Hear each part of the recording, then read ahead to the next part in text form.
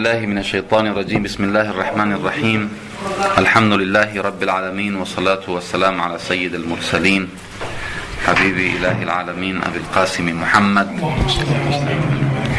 وعلى أهل بيته الطيبين الطاهرين المعصومين المنتجبين ولعنة الله على أعدائهم أجمعين من الآن إلى قيام يوم الدين. Assalamu alaikum jami'an wa rahmatullahi wa barakatuh. En el nombre de Dios el clemente, el misericordioso, la paz de Dios sea con todos sus profetas, desde Ranas Muhammad sallallahu alaihi wasallam. Bueno, yo hoy, antes de comenzar, quería recordar que estamos en el último viernes del mes de Ramadán, por lo que es considerado por el mundo islámico el día del Quds, el día internacional del Quds, que fue el día que el imam Khomeini rahmatullah alayh, desde el comienzo de la revolución allá en 1979, estableció como un referente, con una estrategia muy interesante, que es la globalización del tema de Palestina. O sea, hay un tema fundamental en esto que él lo llamó el Día Internacional de Palestina.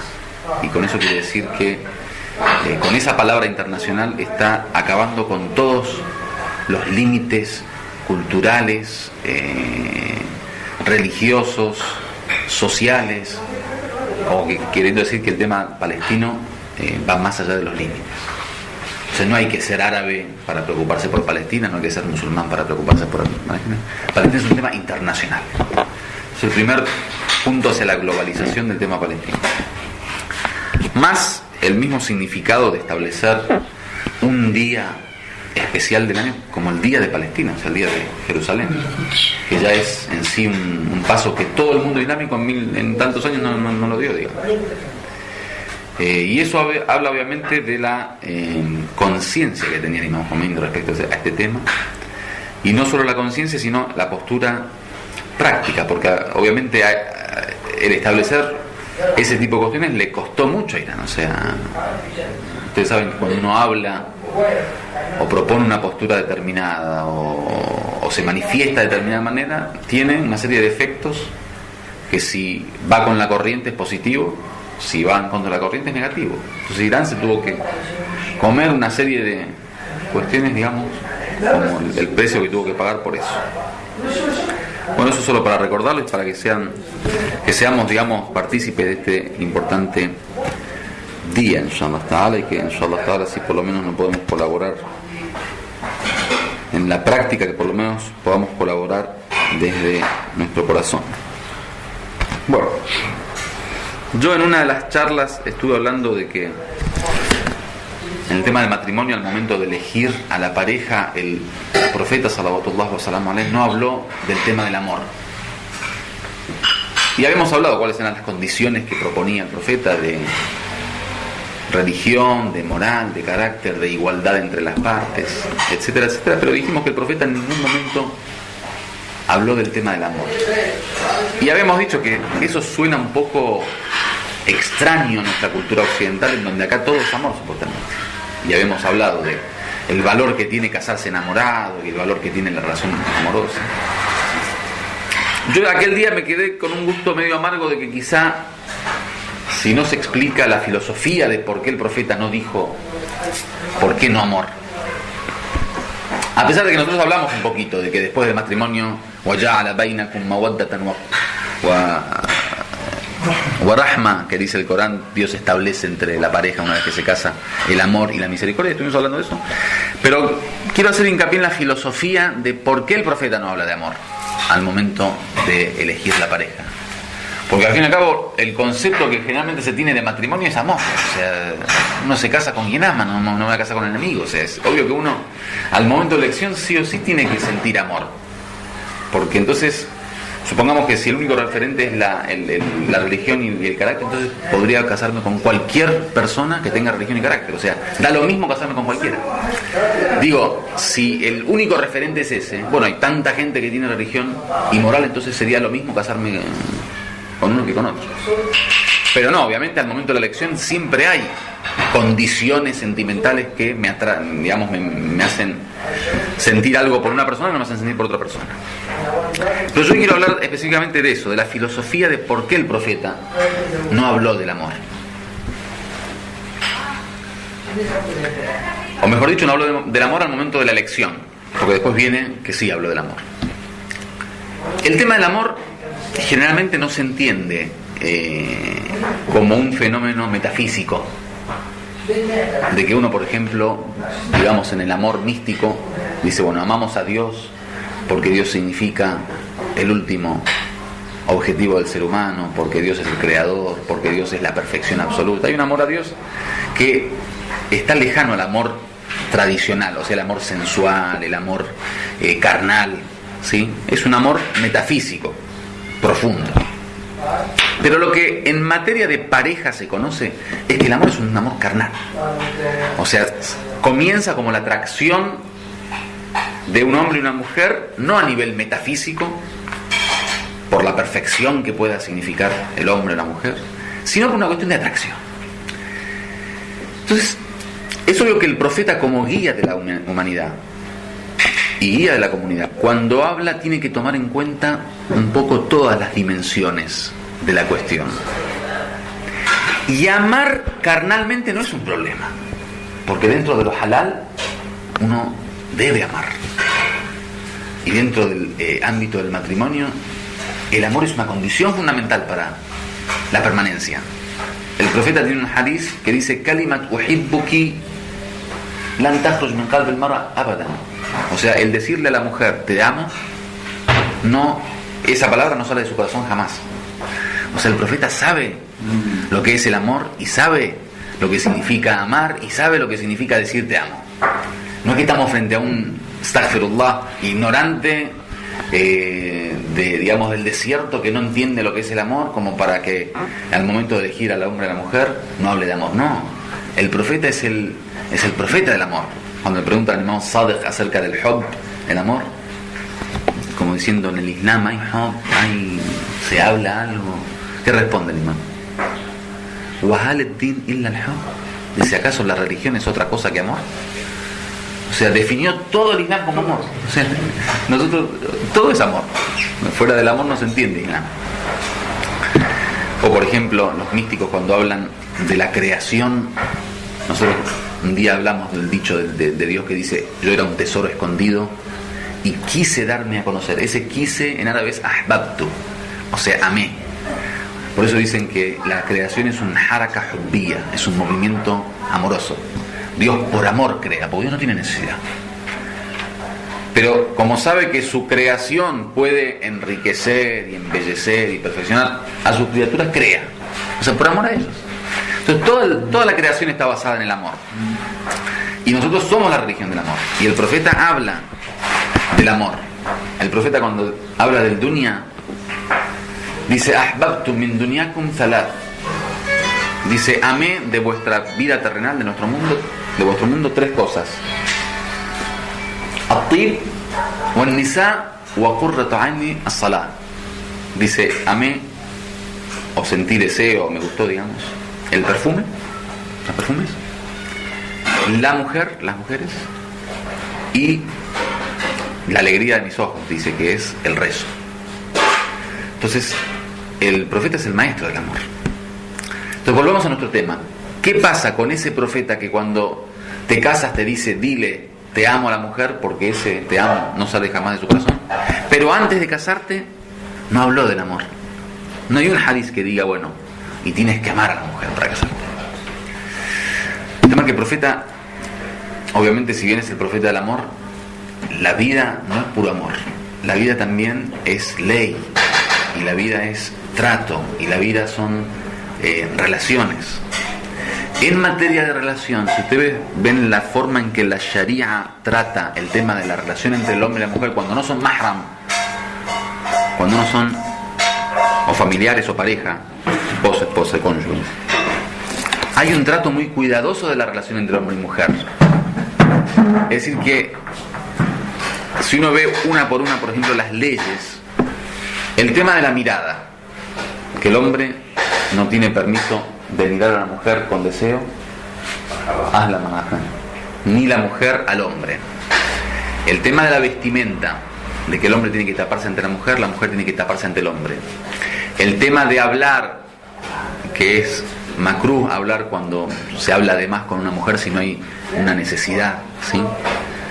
El tema de la voz, que la mujer, por ejemplo, se cuide cuando habla con un hombre. El tema de estar juntos en un lugar, si están solos en un lugar, está prohibido que un hombre no mahram permanezca con una mujer solo en un lugar. Entonces, si tomamos en cuenta la forma en que el Islam propone las relaciones entre hombre y mujer, con esa idea y con esa mentalidad islámica podemos entender por qué el profeta no habla de amor. Porque el amor no es simplemente un amor de corazón, de que bueno, sí, yo amo a tal persona. El amor generalmente tiene una serie de manifestaciones prácticas y de comportamiento, de conducta en la vida. Entonces yo, si amo a una mujer, la miro diferente, hablo con ella diferente, me siento con ella diferente, la deseo de otra manera. Entonces todo eso puede llevarme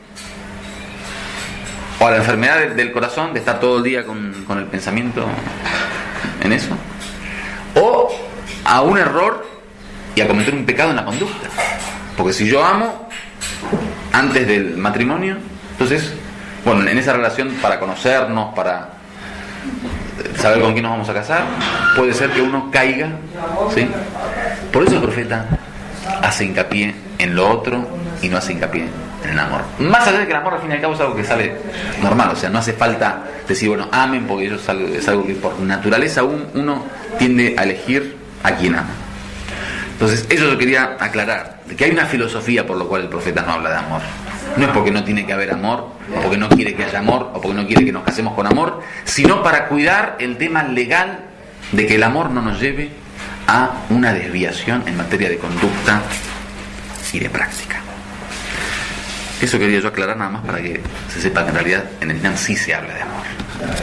Y esa frase es muy linda, el decirle te amo a la mujer, que eso no sale jamás de su corazón, así que a partir de hoy, inshallah, doctor.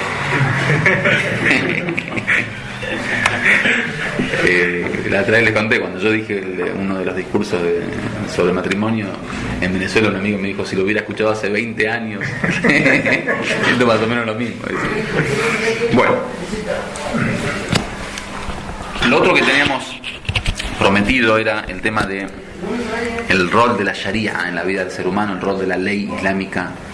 Ya habíamos hablado que queríamos específicamente tratar el tema de la filosofía de la Sharia, de la existencia de la Sharia en el Islam. ¿Y por qué tanto hincapié en la Sharia? ¿Y por qué tanta insistencia en la Sharia? ¿Y por qué el Islam, digamos, casi es más conocido por la Sharia que por otras cosas? O sea, por ejemplo, ustedes ahora vean los que son extraños al Islam. Puede ser que no conozcan que tenemos un imán Mahdi, pero conocen, por ejemplo, el tema del hijab de la mujer. Entonces es musulmán. Las que usan pañuelo, te dicen. Las que no toman alcohol, las que no comen cerdo. O sea, el tema de la Sharia tiene un sello especial en la manifestación del Islam para los demás. Y es porque, bueno, de hecho la Sharia es un tema fundamental. Entonces queremos hablar sobre la filosofía de la Sharia. El primer punto es el significado de la Sharia. Nosotros siempre comenzamos en la investigación con el tema de las definiciones. Primero se definen los conceptos y después se comienza a tratar. El tema de la definición de la Sharia, obviamente hay algo muy claro dentro de la definición de la Sharia, y es que en materia de legislación, la visión islámica, al contrario de la visión de la gran mayoría de las corrientes políticas y que tienen, digamos, algo que ver con la legislación, cree que hay un solo ser que tiene derecho a legislar, y ese ser es Dios. Es decir, que en materia de legislación nosotros no creemos en ningún sistema que pueda legislarse por una ley que no sea la divina. Entonces, eso es lo primero. La ley, la Sharia es la ley de Dios. Esa es la definición. Sharia es la ley de Dios. ¿Por qué? Porque el derecho a legislar lo tiene solamente Dios. Ahora viene, digamos, lo que nos toca a nosotros. Bueno, eso es lo que dice el Islam. Bueno, ¿por qué? Uno tiene que preguntarlo. O sea, el Islam propone, pero está bien que al fin y al cabo el Islam como guía nos explique de alguna manera la filosofía de su propuesta. yo soy libre, decir, bueno, al fin y al cabo en el mundo existen varios sistemas de leyes, hay algunas leyes que son como el derecho positivo humana y están funcionando en muchos países y han dado resultados. Y usted, Islam, que viene con una ley que propone que es divina y diferente a todo lo demás, dígame por qué. Es decir, que primero veamos el plano teórico para después entrar en la práctica. El plano teórico está claro. El Islam dice que alguien tiene que gobernar, es decir, una ley tiene que existir, que es la misma filosofía de la ley normal. O sea, nadie dice, a no ser los anarquistas, que se debe vivir en el caos absoluto, ¿sí? Porque si no es un beneficio a nivel individual, por lo menos a nivel social es un beneficio. O sea, para poner orden en la sociedad, por lo menos es un beneficio. Entonces, la gran mayoría de los teóricos dicen que ley tiene que haber, ¿sí? Y por eso están las leyes en el mundo.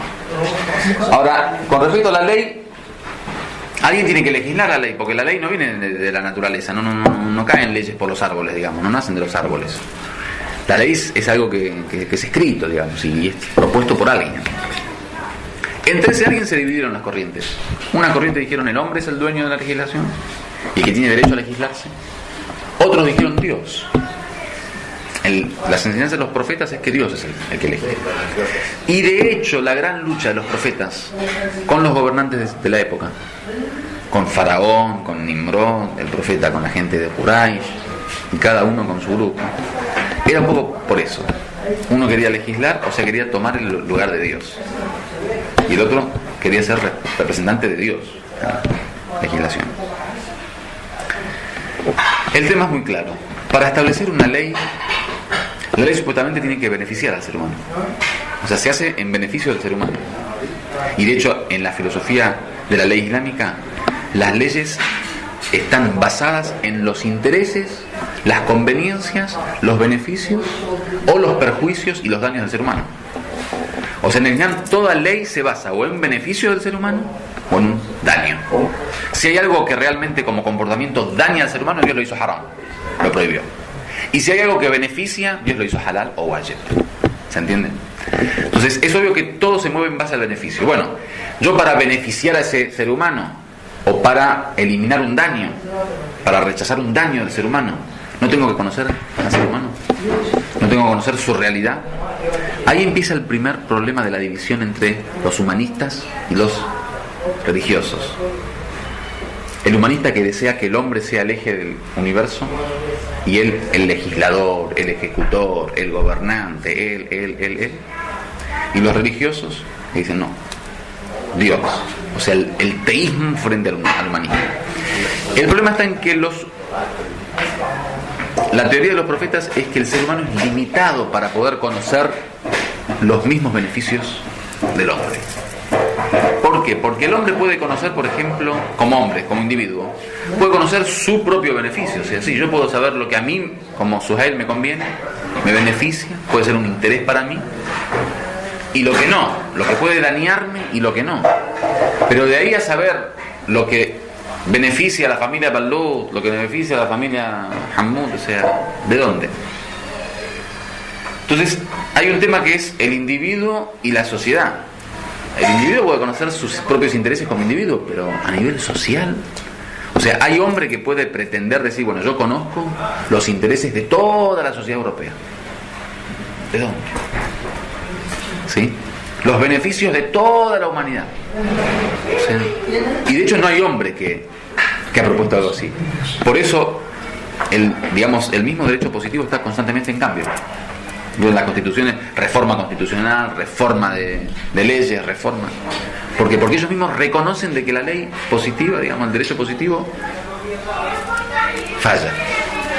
Entonces, ese mismo reconocimiento es el que nosotros decimos, bueno, eso mismo que están diciendo ustedes, de que hay que reformar porque no conocen los intereses de cada época, es lo que nosotros planteamos. Entonces, salvémonos para, en vez de estar cambiando a cada momento, traer a alguien que conoce la realidad no solo del ser humano, sino del ser humano y el universo y la historia y las sociedades, y que él sea el que gobierne.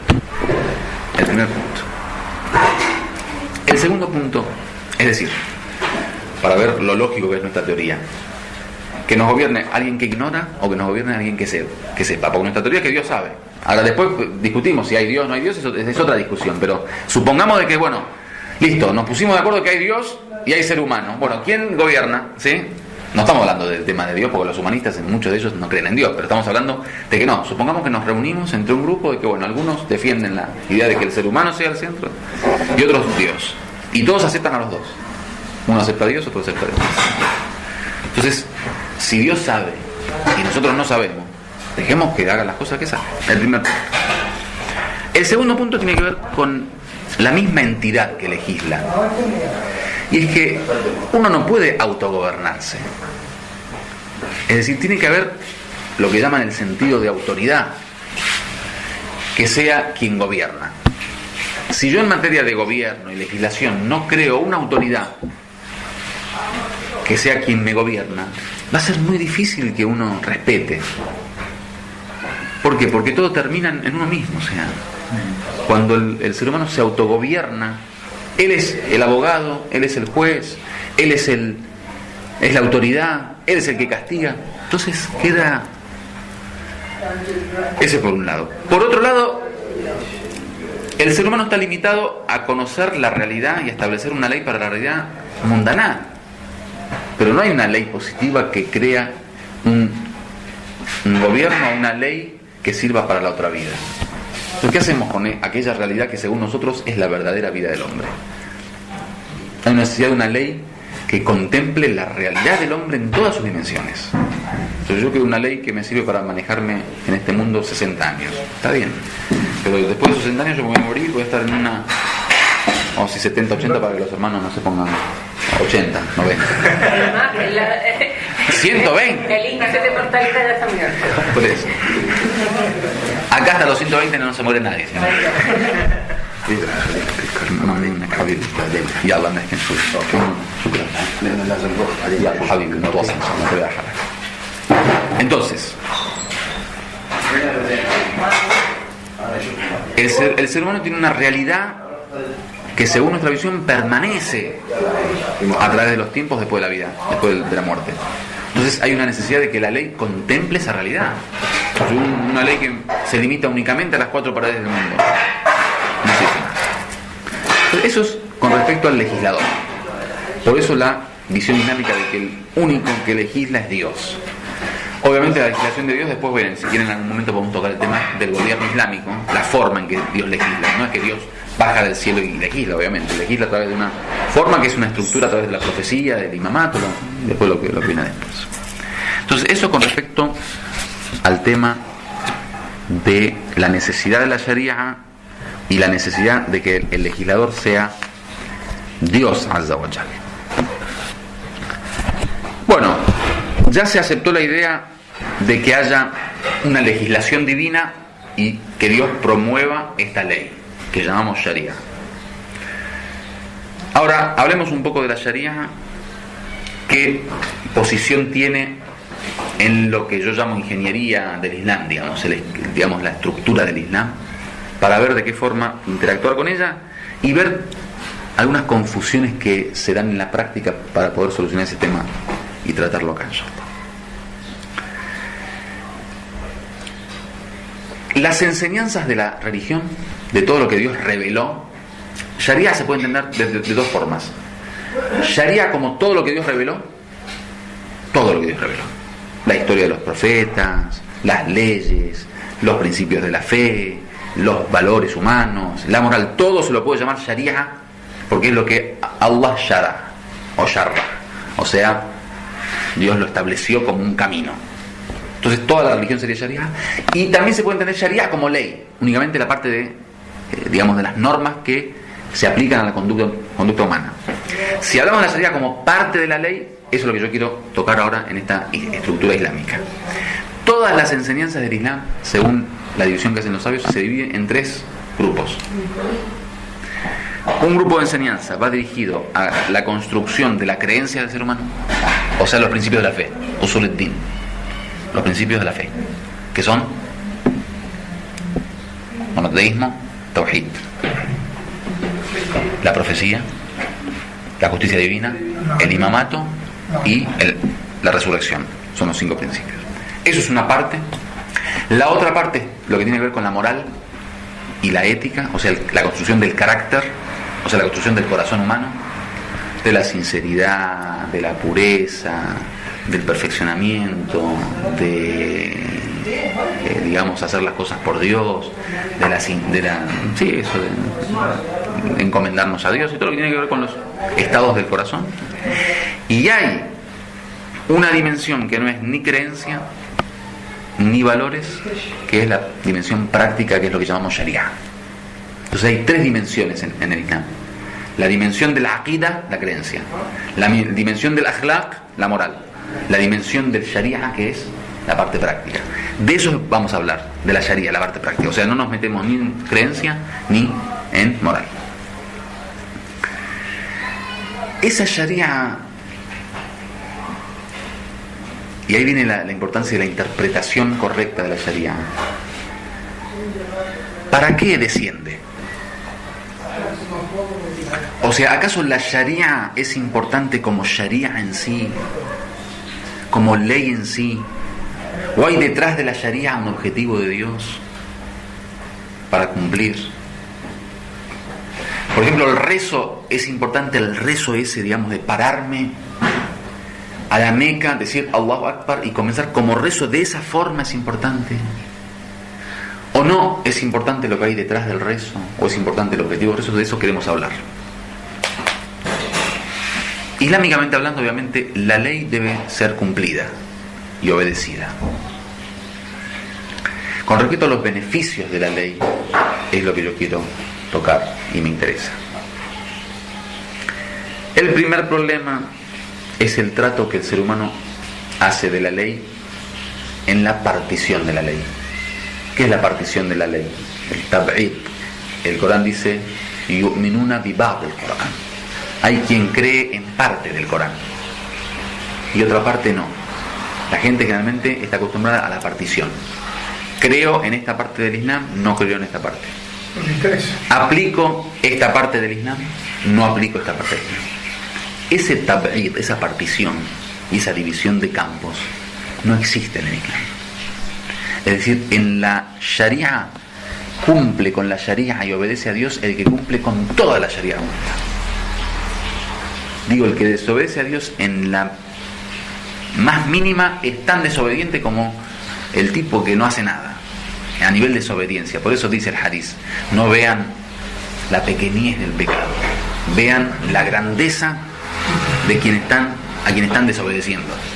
O sea, si uno desobedece a Dios, siempre desobedece a Dios. Lo desobedezca con una cosa chiquitita, o sea, desobedecemos la orden de Dios. Dios me dio una orden, sea morir en el camino de Dios, que es lo último, digamos, el último grado de sacrificio, o sea, acariciar a un huérfano cuando llora. O sea, la orden de Dios es orden de Dios. A mí no me interesa el grado de sacrificio, el grado de beneficio. Una vez me encontré con un musulmán, entre comillas, en Ecuador. Mes de Ramadán, los tontos ayunando, los vivos no ayunamos. Digo, ¿por qué no ayunan? Dice, a ver, la filosofía del ayuno no es el tema de la salud. Yo hago deporte, me incluyen las comidas. A ver, ¿de qué? O sea, ¿no? Dios mandó a Muhammad a la tierra para guiar a la humanidad, para que el tipo salga con su filosofía. Entonces, el tema de la Sharia hay que aceptarla en completitud. O sea, el Islam te da el paquete cerrado y lo tenés que aceptar y comértelo todo. No hay forma de decir, no, esto sí, esto no. O sea, esa distinción elitista no hay. No hay ley que valga. Claro, claro. Ahí hay que aceptarlo. Y todo, punto. Entonces, eso, el primer punto fundamental que hay que tener en cuenta es tener una visión totalitaria. El Islam es totalitarista, sí. Les guste o no, el Islam es totalitarista. Ahí manda Dios. No, pero la libertad, usted no es libre, usted es un siervo. Es que es así, hay que hablar las cosas como son. Porque ustedes son creyentes, a los demás hay que decir de otra manera. Pero eso es. O somos siervos y adoramos a Dios como debe ser adorado, o no, somos libres. El Imam Sadek dice. El Imam Sadek pasó por un lugar donde había música y había mujeres bailando y había corrupción, ¿no? Y en ese momento el dueño de la casa mandó a su sirviente a sacar la basura afuera. Y salió a sacar la basura, y el Imam Sadek le preguntó a ese siervo, dijo al esclavo, dijo: ¿el dueño de la casa es siervo o libre? Siervo como diciendo esclavo o libre. Dijo libre. Dice: ahora entiendo, es libre, porque si fuera siervo no estaría haciendo lo que hace. Caminó unos pasos hacia adelante, después vino, se retrasó el esclavo. Cuando le dijo al dueño, dijo: ¿por qué te retrasaste? Dijo: no, había una persona que me preguntó si el dueño de la casa era siervo o libre. Dijo: ¿y tú qué le dijiste? Le dije que eras libre. ¿Y qué te contestó? Contestó de que si hubieras sido siervo no estarías haciendo lo que hacías. En ese mismo momento se levantó, salió a buscarlo. Llegó a él, ahí mismo se arrepintió y terminó siendo uno de los grandes místicos del Islam. ¿Cómo se llama? Bishr al-Hafi, me parece que era. Me parece que era Bishr al-Hafi. Bueno, un gran místico. Entonces, el tema es ese. Si uno acepta la servidumbre, eso es lo que yo quería decir. La Sharia es la servidumbre. Si uno acepta la servidumbre, somos siervos.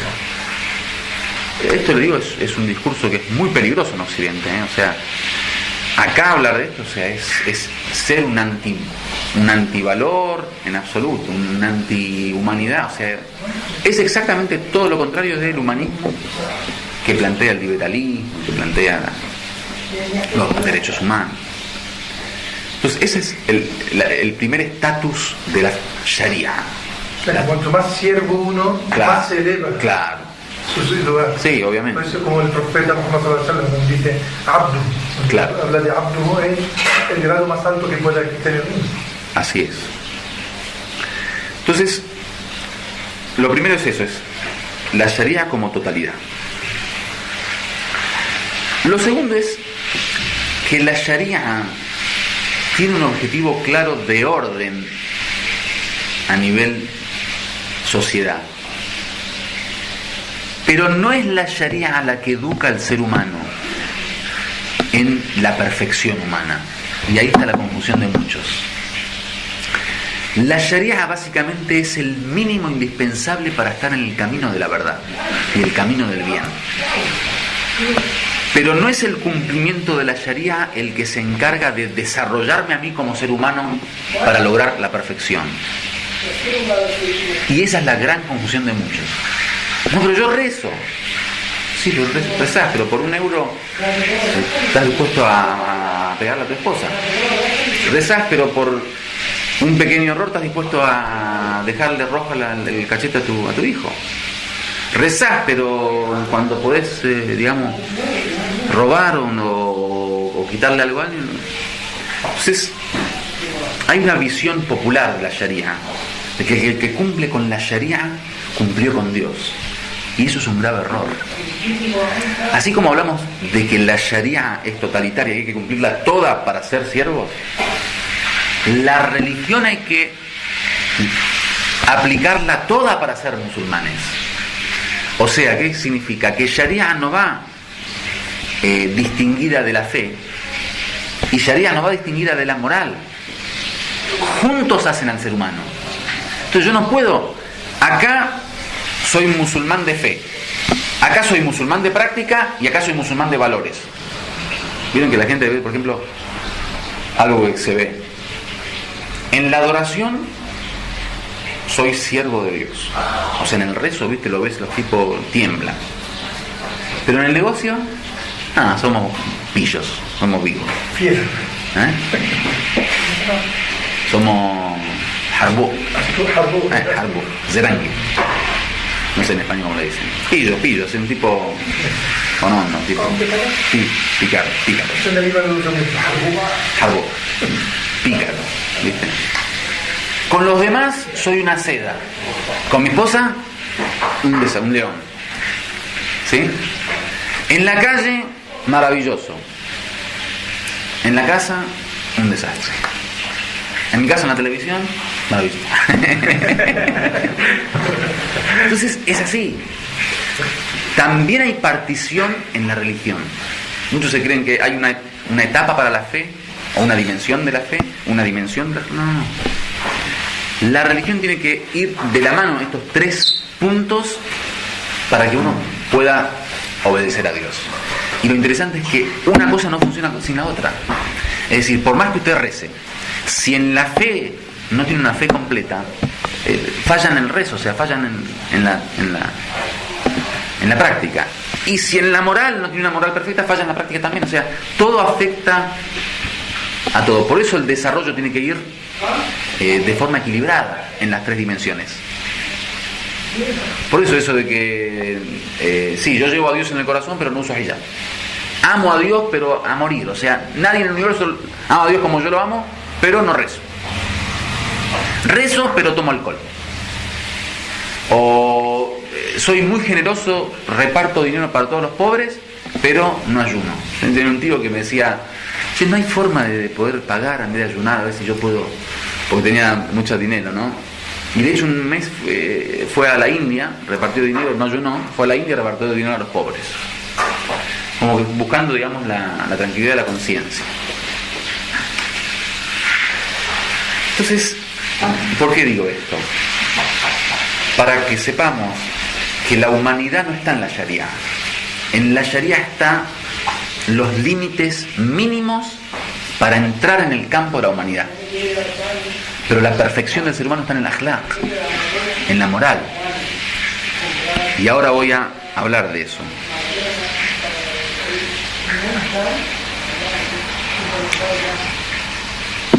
En lo que respecta a las relaciones humanas, a las relaciones interpersonales, el modelo no es la Sharia, que pone los límites de cómo tratar en la compra, en la venta, en el alquiler, con los vecinos, con los hijos, con los padres. Hay unas leyes de Sharia. Por ejemplo, el padre tiene la obligación de mantener a sus hijos económicamente, darle vestimenta, vivienda, comida.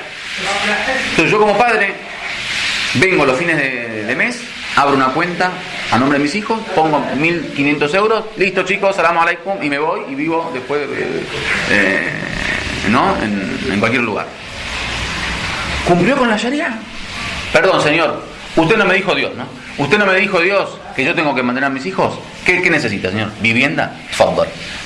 ¿Vestimenta? Tfaddal. ¿Qué más? ¿Alimento? Tfaddal. ¿Esto? ¿Cumplí como padre o alhamdulillah, tengo la conciencia tranquila, me muero tranquilo? No. La Sharia ahí no es perfección humana, no es un valor humano. La Sharia ahí es un límite. O sea, para aquel padre que estaba pensando ni siquiera en pagar el alimento, el INAM viene y te dice, no, vos que te querés escapar, paga el alimento. O sea, es lo mínimo indispensable, pero no es la perfección.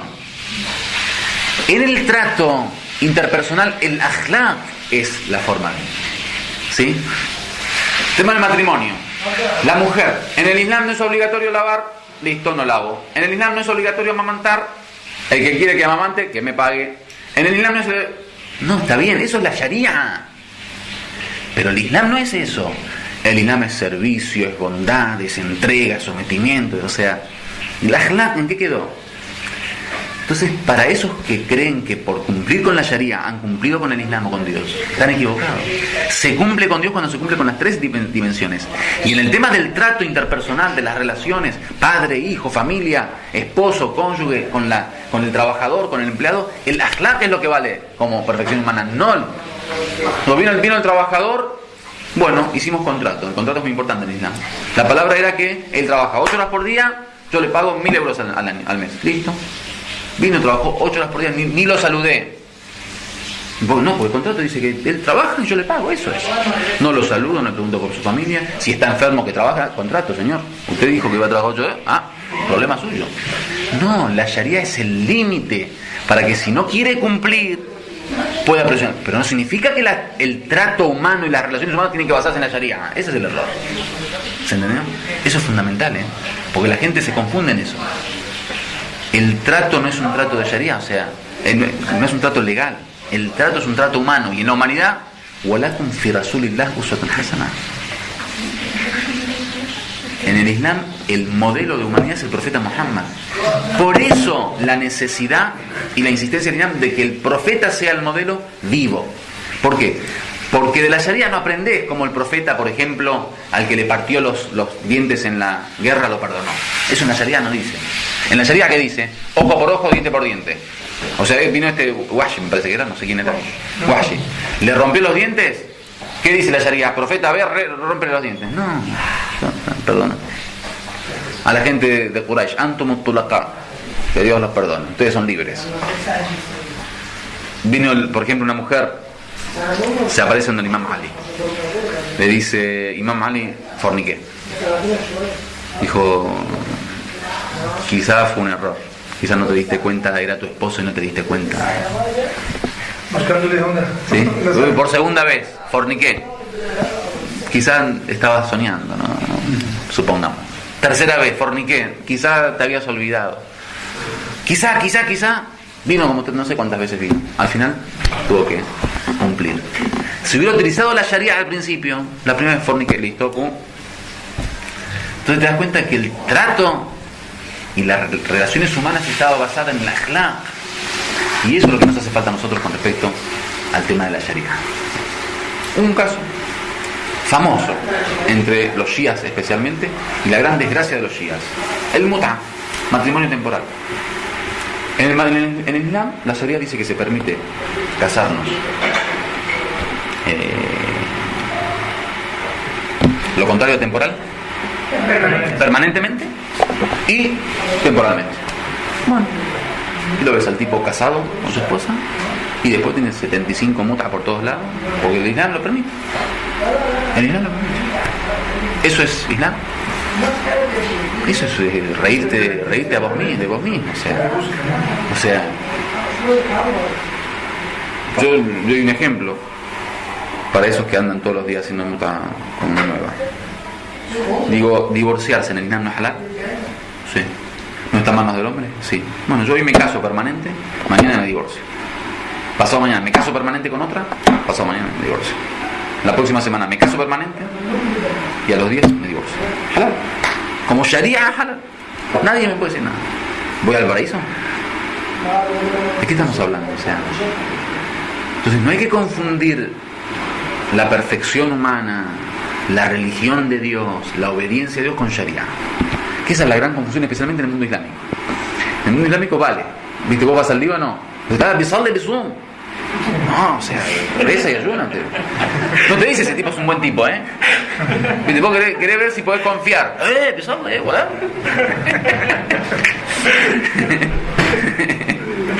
¿Entendés? No, pero yo te estoy preguntando si es un buen tipo, o sea, lo puedo tratar, puede ser mi amigo, o sea, le dijo a mi hija que vaya a la casa. Entonces, eso es importante, salir de ese referente shar'i para ir al referente islamí, que es el referente humano, que es walakum fi rasulillah uswatun hasana. Tienen en el profeta de Dios un modelo. El profeta es el modelo, no la Sharia. La Sharia, como dije, es una serie de órdenes divinas para poder ordenar un poco la vida y digamos, funcionar sin caos. No es la perfección. Poner límites. Bueno, hay otros temas que lo vamos a tocar la próxima. Alhamdulillah Rabbil Alamin.